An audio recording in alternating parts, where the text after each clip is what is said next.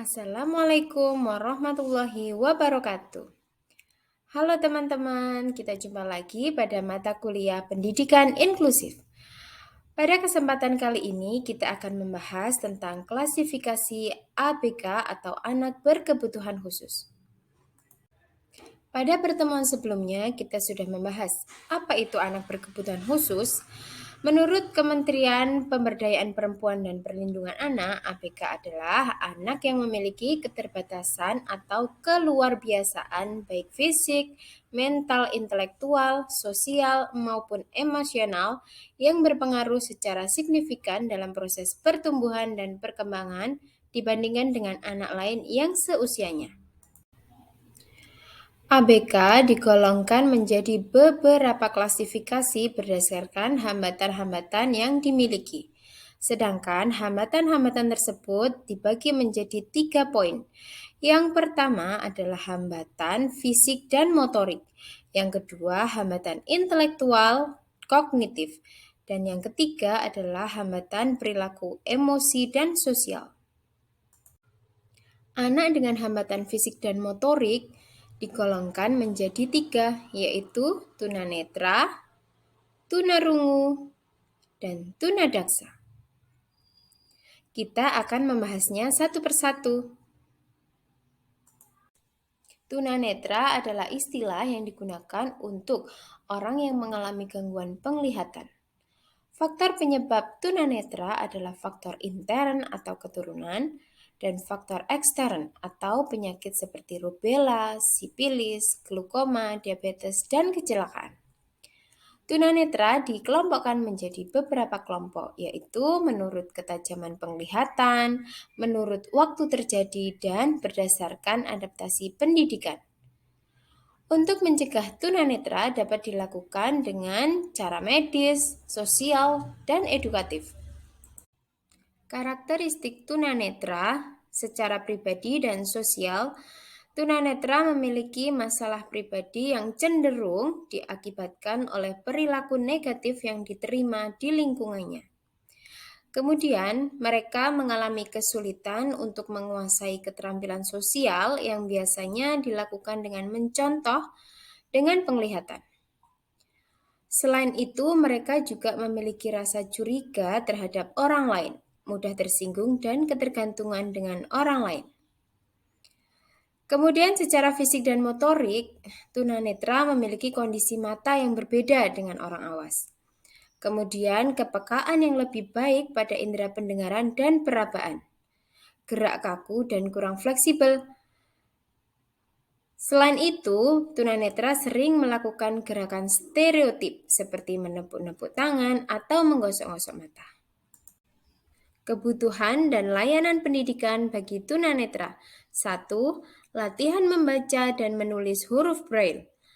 Penggunaan tongkat, orientasi dan mobilitas, serta latihan visual atau fungsional penglihatan. Yang kedua adalah sistem segresi, yaitu terpisah dengan anak awas, atau integrasi, yaitu terpadu dengan anak awas, yang sekarang kita kenal dengan pendidikan inklusif. Yang ketiga, memodifikasi strategi dan media pembelajaran. Yang keempat, memperhatikan prinsip individual, konkret, totalitas, dan aktivitas mandiri. Tunarungu adalah istilah yang digunakan untuk orang yang mengalami gangguan pendengaran yang mencakup tuli dan kurang dengar. Faktor terjadinya tunarungu ada 2 tipe. Yang pertama, tipe konduktif, yaitu kerusakan telinga luar dan tengah. Yang kedua, tipe sensorineural, yaitu adanya faktor genetik dan non-genetik. Tunarungu diklasifikasikan menjadi beberapa kelompok berdasarkan tingkat pendengaran, berdasarkan saat terjadi, berdasarkan letak gangguan, dan berdasarkan etiologi. Untuk mencegah tunarungu ada beberapa cara yang bisa dilakukan. Yang pertama itu adalah melakukan konseling genetika, yang kedua menjaga kesehatan ketika hamil, dan yang ketiga adalah melakukan imunisasi rubella. Karakteristik tunarungu. Pada aspek akademik dan sosial, tunarungu memiliki prestasi yang rendah dalam mata pelajaran yang membutuhkan aspek verbal dan non-verbal.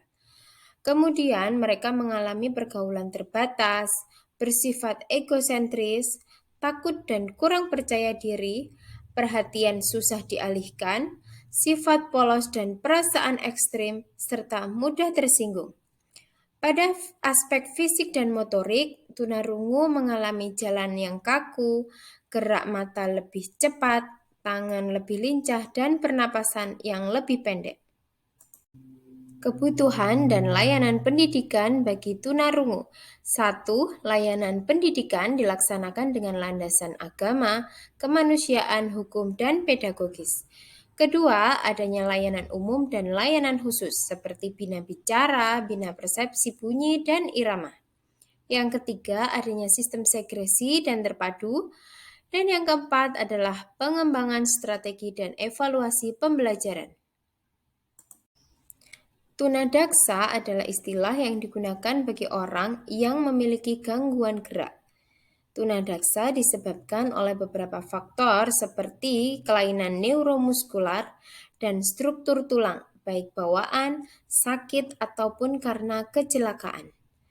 Tunadaksa diklasifikasikan menjadi dua, yaitu kelainan pada sistem cerebral atau otak dan sumsum tulang belakang.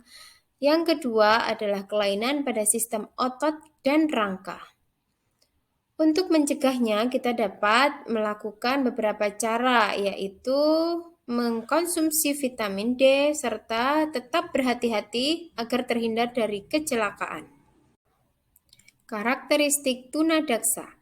Pada aspek akademik dan sosial, tunadaksa memiliki sifat pasif dalam menyesuaikan diri dengan lingkungannya, serta memiliki kelainan perkembangan atau intelektual.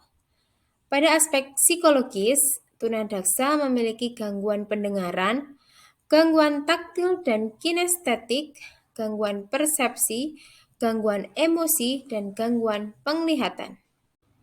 Kebutuhan dan layanan pendidikan bagi tunadaksa. 1.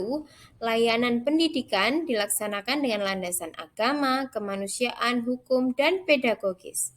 2. Adanya alat bantu pembelajaran. Ketiga, adanya sistem segresi dan terpadu. Yang keempat adalah pengembangan kebijakan, strategi, dan evaluasi pembelajaran. Sekian materi tentang anak dengan hambatan fisik dan motorik.